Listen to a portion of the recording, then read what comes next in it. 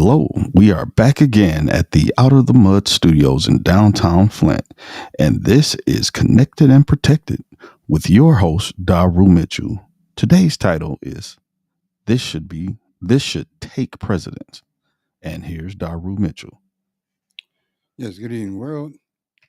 I have very little to say, and it means a whole lot because in saying that this should take precedence, it's a matter of what are you, who are you, and how are you, and and, and why aren't you being you? To the extent that what you desire should be happening. Now, I've sat back over many years and I've looked at the things people want to do, and I mean from whole groups and organizations to single individuals. And they have always been either delayed, stymied, told to wait, or no, it can't be done. Now, what is the purpose of you thinking up something? And in that frame of thought, it has already been done. And yet you cannot bring it to fruition because you're not fully engulfed. And I mean engulfed to the extent that, from the middle of my mind, there's no hesitation, there's no debilitation, and there's no doing without it because that's what you want in your life for your life. And from I see singularity of mind, which last podcast, being set to include future generations, even unto the fourth generation from your mindset that you will be installing in those coming after you. For one thing, that's how your name stays in the land. That means you're still a living entity with all of the force added to those whom you pass it down to. I give you a way of knowing that you have made progress in the areas that you desire to have, say, attached to you, attributed to you, known that you are it. Look at those around you and see what they admire about you the most. How you get things done, if you get things done, and do other things. Because some things we just, you know, don't have that desire to be done. And I don't know where it got taken out of us. And I mean us as a people. Because for me, I have that drive that says, okay, if I'm going to do something, I want it to be meaningful, not just to me, but to those I'm doing it for and to those who's going to see the result of it. Now, I would go from largest organizations to those who have um, maybe a position to stand on a corner and yell to the top of their lungs that as a people, we should take out of ourselves those things that cut us off from truly being attached to each other. We are educated, then re-educated and indoctrinated into things that most benefit others. Now, if we had that desire to be at oneness with ourselves, I don't see anything being out of our reach or not able to be doing this for ourselves. Reasons why we don't do, and that is because of rules, regulations, certain other things that, you know, have been placed so that you're at a disadvantage to do to your best and most ability. I understand that, but I don't understand how it can continue to be that way when you desire for it to be not that way. Because I mean, everything from growing food to personal marketing is within your hands.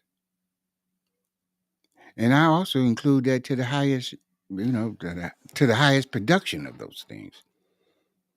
There's nothing stopping us from being our own farmers or our own businesses. And to my understanding, somewhere around the end of the 80s, it was stated that we had 2.4 or something trillion dollars worth of ability in finances. And it was sorted out and marketed out so that we would always be consumers because we didn't have the wherewithal to do the production to meet our own needs. But that's no longer the case. I see everything from people people opening pop bottle companies to producing pop and selling pop in very small margins and markets across the United States.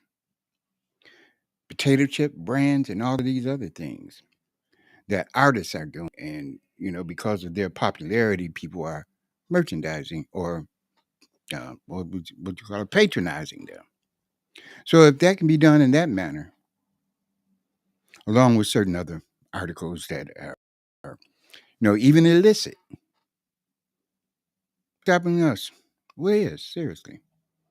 I mean, we can open up manufacturing companies to produce our own vehicles to do those things as necessary. We have the wherewithal to do it. We have the knowledge of it. And we have the ability, if chosen, to make the buildings, so on and so forth, to manufacture these things. And then we can set our own prices so that we could utilize those items, even at the rate of, maybe just paying for them before they tear up. But having the production and the profit from that production would give us much more ability to refurbish and renew our cities.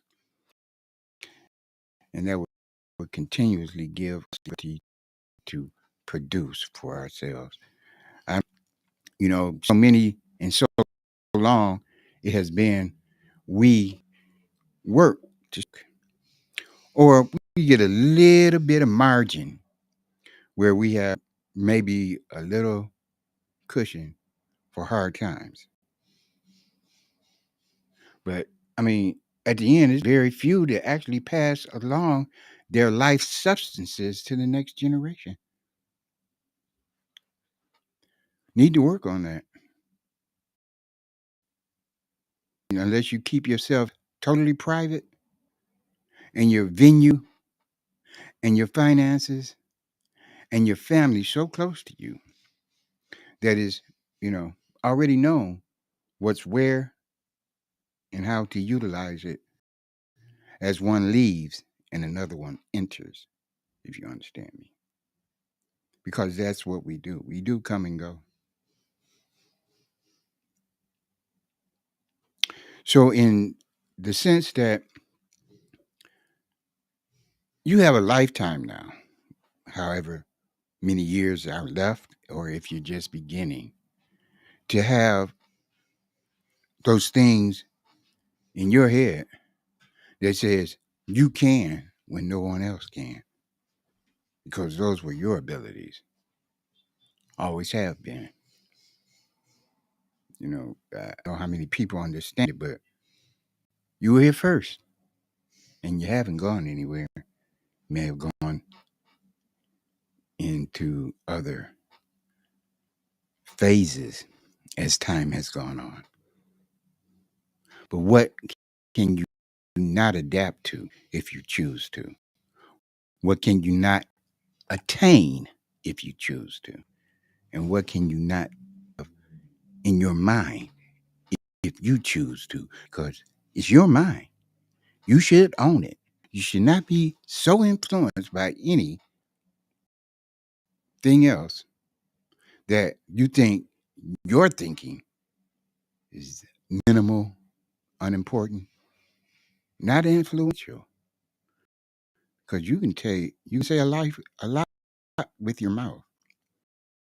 You can say a life with your mouth. I mean, it has been said, it has been written. Life and death is in the power of the tongue. So what you bring to life and who you're speaking it to, what you're speaking it to, you know, that's on you. I make sure that if I choose to assist someone, I find out where the most assistance is needed. And that's usually taking away those things they say they can't do, even if they don't use words to say it, you know, because they're able to do all that they can think. I mean, I understand some people have more abilities than others, but that doesn't stop you from using the abilities that you have and putting them toward expanding them for someone else. You know, someone else may take the influence and the learning from you and have just that more ability because of it.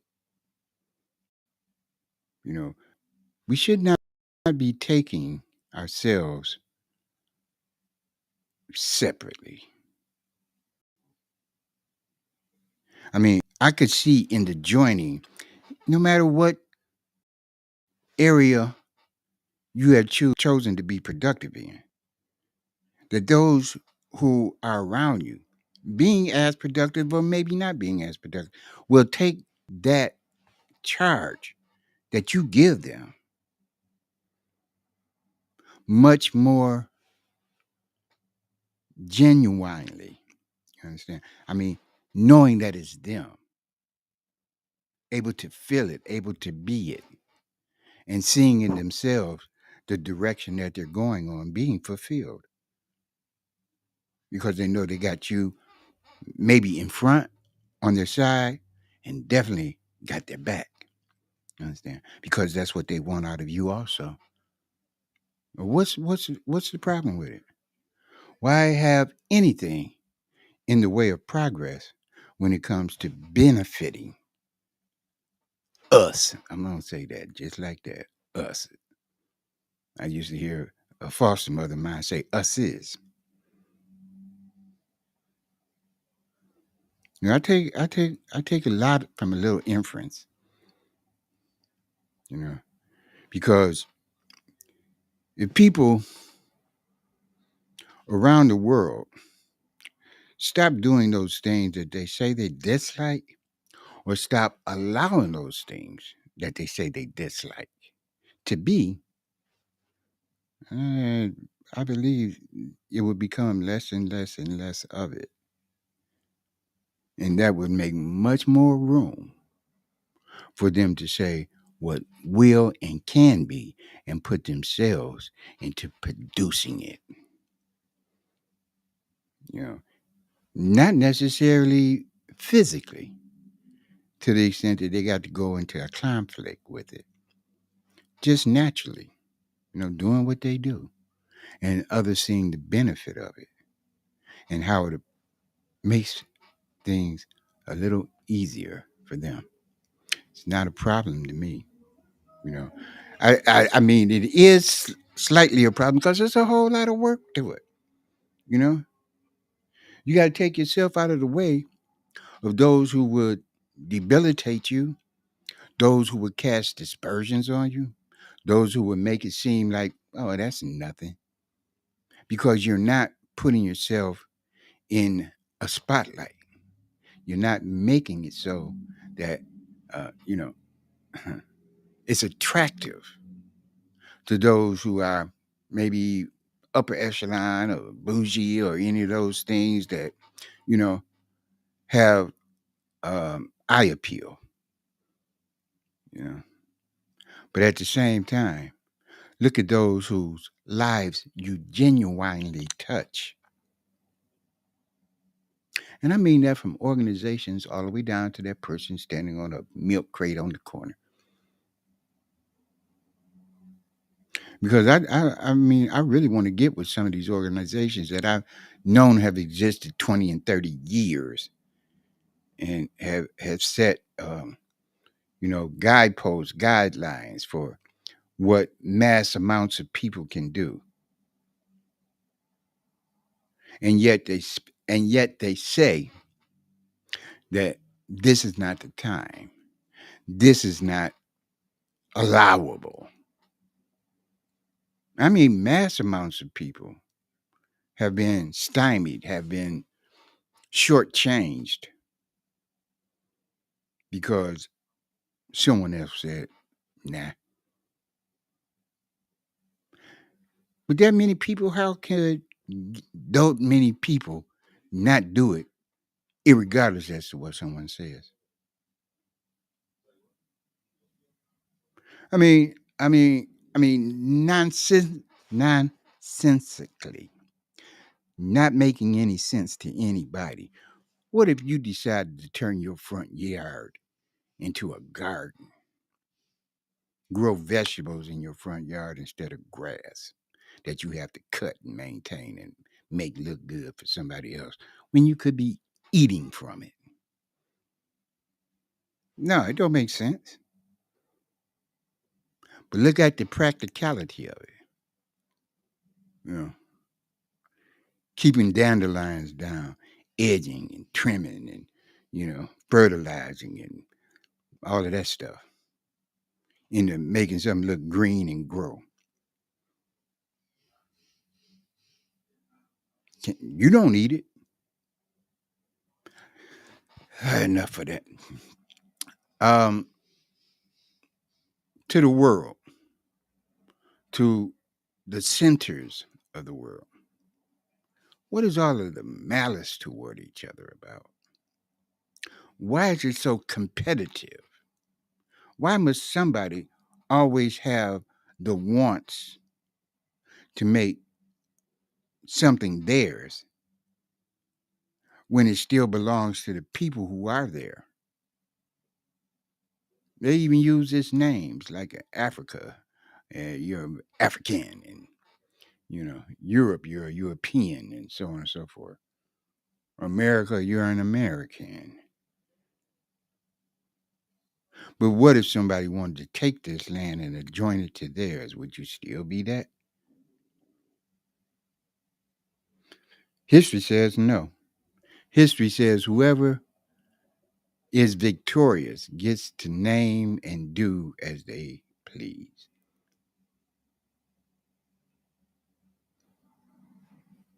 But what should take precedence is the people doing as they please to make life for themselves the best it can be. And that sometimes causes you to have to disregard those things that they say are laws, so on and so forth. Now, I mean disregard by way of not having a thought of breaking those laws, but making them immaterial is the best way to say it, I guess. Making them immaterial to what you're doing because it doesn't include those laws. And having the best of your abilities, those laws don't even touch them. You know, even driving. If you're driving to your knowledge of staying on the road, stopping the stop signs, paying attention to your whereabouts, and you know, keep an eye out for the other guy, you're driving. Now, those other things, like, well, like the things other people have accidents about. that doesn't come into play. But at the same time, is totally necessary for you to be aware of you in that driver's seat behind that steering wheel. Same thing about life. Same thing about your life. You know, what are your abilities? What do you center yourself on? And how does it take precedence for you to share it with those that you are the most influential with, all the way down through your children, knowing that you stand firmly for something that they're going to benefit from and utilize in their lives and for lives to come.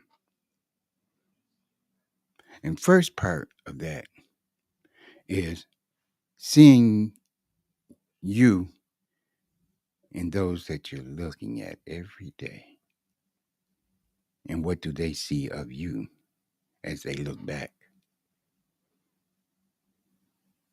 You know, I have I have distanced myself long enough, and that yearning inside me to see those faces I haven't seen in so long, to hear those voices, and just to find out how they think and maybe bring them online to how I think. Because mine wasn't just attaining um, degrees and those letters behind my name and so on and so forth. Sure, they're monumental in the areas of society to place that value on them. But I have seen so many be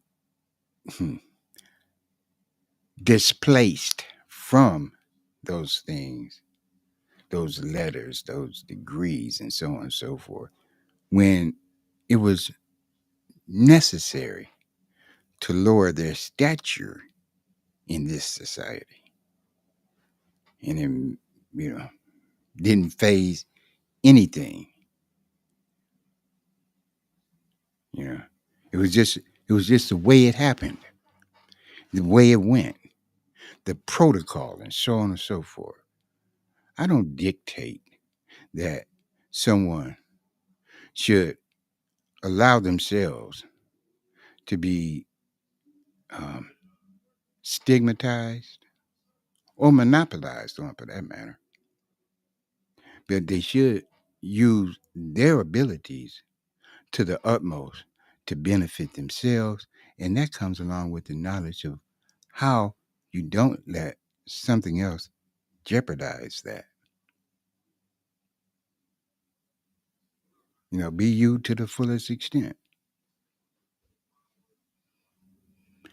And I would say that being you, you know, you should have that ability to let others be them and still join in with them to make progress and make possible those things that you want in your life and you would like for a society that you've enjoined yourself to begin to progress to the expansion that it reaches and is all.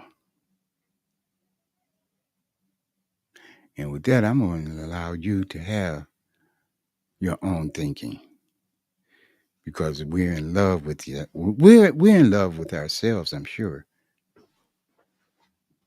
So when you see you and everybody else that's looking back at you, that should speak for itself, and that should take precedence. Good night.